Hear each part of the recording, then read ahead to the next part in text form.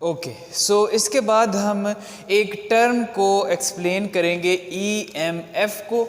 और ईएमएफ जो है ये क्या होती है, चूँकि इस चैप्टर के अंदर हमने बारहा इसका नाम सुनना है और इसको अगर एक्सप्लेन नहीं करेंगे तो हमें ये प्रॉब्लम होगी कि ईएमएफ बेसिकली क्या चीज़ होती है। हालांकि इससे पहले भी ईएमएफ का नाम जो है वो आपने सुना हुआ है, डेफिनेशन भी पढ़ी हुई है। हम यहाँ पे रिवाइज कर लेते हैं कि ईएमएफ जो है ये क्या चीज़ है। दिस इज़, पहले तो इसको एब्रीवेशन को खोलते हैं कि ये क्या बनता है। तो क्या बनेगा, इलेक्ट्रो मोटिव फोर्स। ठीक है जी, तो इसका एब्रीवेशन जो है वो ईएमएफ है। अब इलेक्ट्रोमोटिव फोर्स बेसिकली एक फोर्स है, लेकिन काम ये यही करती है जो कि एक पोटेंशियल डिफरेंस या वोल्टेज का काम होता है। सो इसके यूनिट्स जो हैं वही होते हैं जो कि वोल्टेज के यूनिट्स होते हैं। अब हमने देखना है कि इसको फोर्स भी है और इसको कहते हैं इलेक्ट्रोमोटिव फोर्स ही हैं, और ये है भी वोल्टेज। तो ये चक्कर क्या है, बेसिकली क्या चीज़ है।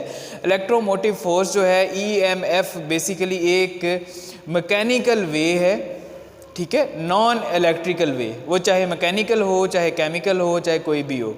अगर हम किसी ऐसे सोर्स से जो कि नॉन इलेक्ट्रिकल है उससे कोई इलेक्ट्रिकल एक्शन प्रोड्यूस करते हैं, वोल्टेज चाहे करंट, तो ऐसे सोर्स को हम कहते हैं सोर्स ऑफ ईएमएफ। तो हम पहले डेफिनेशन लिखते हैं, उसके बाद देखेंगे इसको।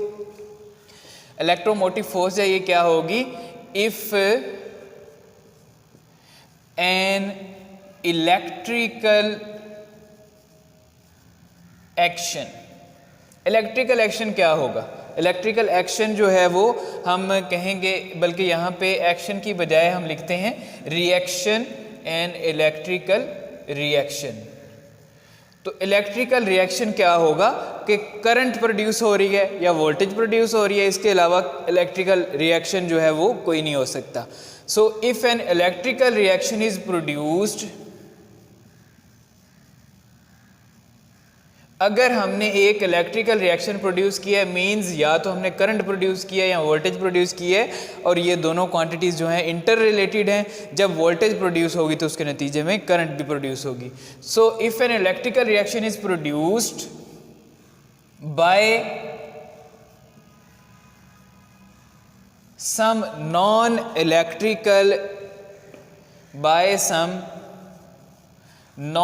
इलेक्ट्रिकल एक्शन,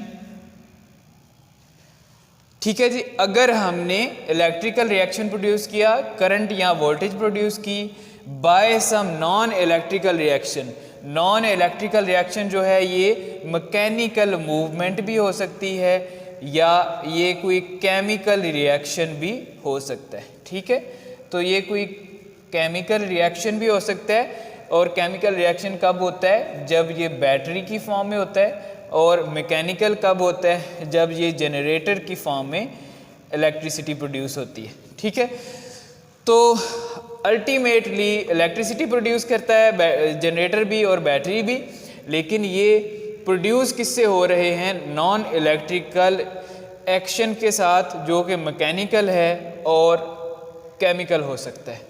और इसकी वजह से अगर हमारे पास करंट और इलेक्ट्रिसिटी प्रोड्यूस होती है, तो ऐसी करंट और इलेक्ट्रिसिटी जो है उसका सोर्स, उसको हम कहते हैं सोर्स ऑफ ईएमएफ। जो वोल्टेज प्रोड्यूस होगा उसको हम कहेंगे ईएमएफ प्रोड्यूस्ड, ठीक है जी। द सोर्स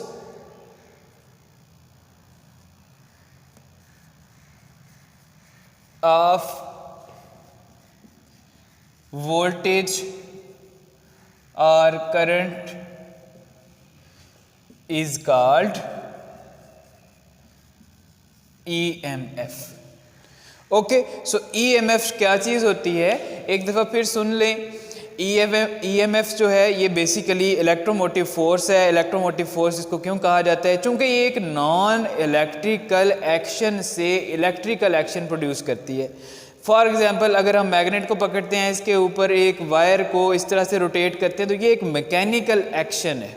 और रिएक्शन क्या होगा, इसके नतीजे में इस वायर के अंदर करंट प्रोड्यूस होगी।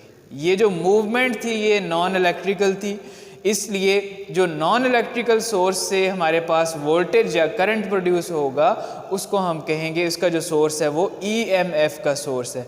उससे जो वोल्टेज प्रोड्यूस होगी वो EMF होगी, इलेक्ट्रोमैग्नेटिक फोर्स, और इसके यूनिट्स वही होंगे एज इट इज़ जो कि वोल्टेज के यूनिट्स हैं।